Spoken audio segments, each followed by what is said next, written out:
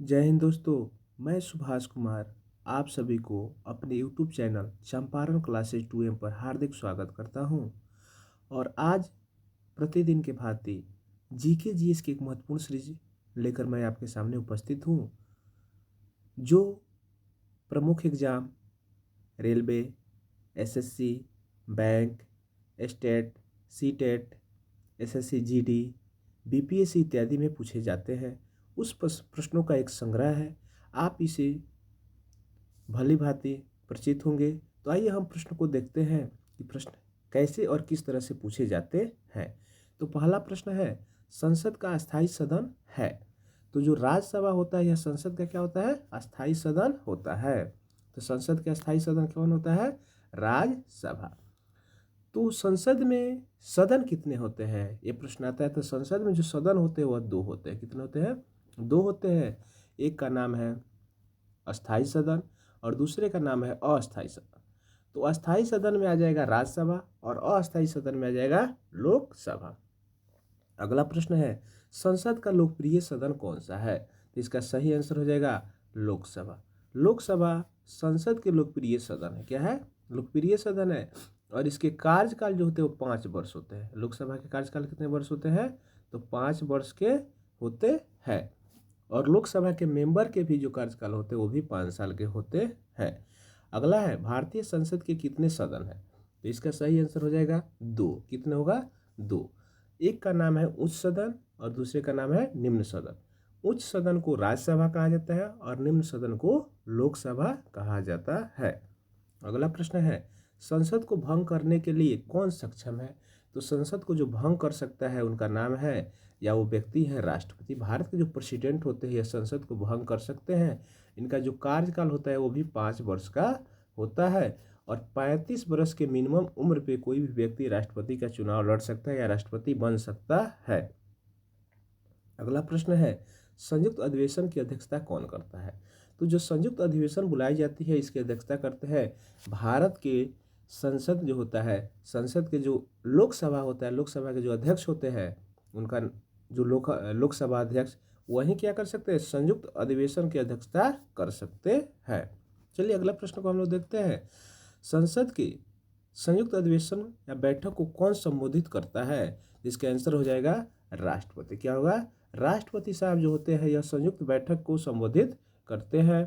तो अगला प्रश्न हो जाएगा, अगला प्रश्न इसमें एक आ रहा है आपको, संसद के कार्रवाई सूची में प्रथम विषय क्या है? यानी संसद की जो कार्रवाई होती है इसमें प्रथम जो विषय है यह क्या है? तो इसका सही आंसर हो जाएगा प्रश्नकाल।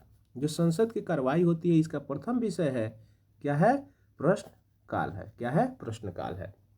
कौन सी प्रथा संसदीय प्रणाली की भारत की देन है? यानी कौन सी ऐसी प्रथा है, संसदीय प्रथा, जो भारत सरकार या भारतीय संसद की देन है? इसका सही आंसर हो जाएगा शून्यकाल। जो शून्यकाल है यह विश्व में भारत के द्वारा ही प्रचलित हुआ है या पर भारत के द्वारा ही दिया गया है।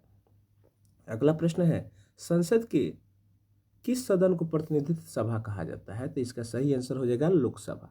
लोकसभा जो है इसे प्रतिनिधित्व सभा के रूप में जाना जाता है।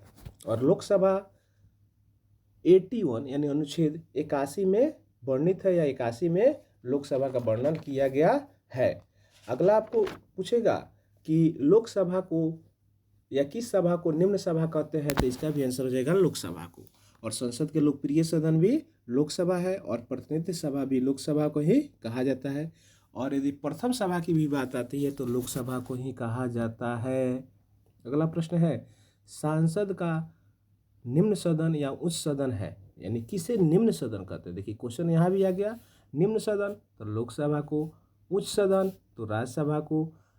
राज्यसभा के सदस्यों का कार्यकाल 5 साल, राज्यसभा के सदस्यों का कार्यकाल 6 साल और लोकसभा के सदस्यों का कार्यकाल 5 साल का होता है। कितना होता है? 5 साल। राज्यसभा का 6 साल और लोकसभा के 5 साल। अगला जो प्रश्न है, दोनों सदनों की संयुक्त बैठक किस संबंध में होती है? तो जब साधारण विधेयक होता है इसी संबंध में दोनों सदन यानी उच्च सदन और निम्न सदन की बैठक होती है। अगला प्रश्न है, संयुक्त बैठक कब होती है? इसका सही आंसर हो जाएगा लोकसभा तथा राज्यसभा में मतभेद होने पर, यानी किसी विषय पे यदि लोकसभा कानून बना देता है, पारित कर देता है और राज्यसभा में नहीं हो पाता है, या राज्यसभा कर देता है लोकसभा में नहीं हो पाता है, तो उस अधिवेशन में टकराव हो जाती है, उस समय टकराव हो जाती है, तो उसके लिए संयुक्त अधिवेशन बुलाई जाती है और उस मतभेद को सुलझाने का प्रयास किया जाता है।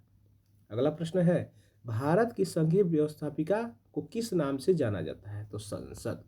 जो भारत की संघीय व्यवस्थापिका है इसे हम लोग संसद के नाम से जानते हैं। अगला कह रहा है, राष्ट्रपति या उपराष्ट्रपति संयुक्त अधिवेशन की अध्यक्षता करते हैं? तो नहीं, राष्ट्रपति और उपराष्ट्रपति संयुक्त अधिवेशन की अध्यक्षता नहीं करते हैं। इसका जो अध्यक्षता करते हैं वो लोकसभा के अध्यक्ष करते हैं। लेकिन जो संयुक्त अधिवेशन होता है इसको बुलाते कौन है?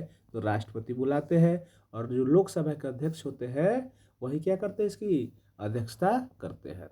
अगला प्रश्न है, साधारण विधेयक से संबंधित गतिरोध को दूर करने के लिए संसद के दोनों सदनों की बैठक कौन बुलाता है? देखिए प्रश्न आ गया ना कि जो संयुक्त यानी साधारण विधेयक पे कोई गतिरोध हो गया हो तो संसद में दोनों सदनों की बैठक को कौन बुलाता है? इसका सही आंसर हो जाएगा राष्ट्रपति साहब।